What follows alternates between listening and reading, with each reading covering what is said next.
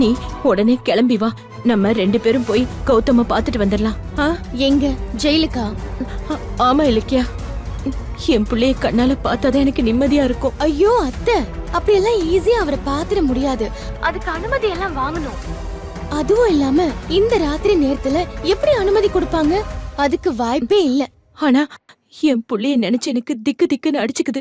அது எனக்கு தான் தெரியும். இப்ப என்ன, கௌதம் நல்லா இருக்காருன்னு உங்களுக்கு தெரியணும், அவ்வளவுதானே? நான் டெண்டர்ல ஜெயிச்சிட்டேன்னு சொல்றதுக்காக நாளைக்கு கௌதம பார்க்க போறேன். பாத்துட்டு வந்து உங்ககிட்ட சொல்றேன், ஓகேவா?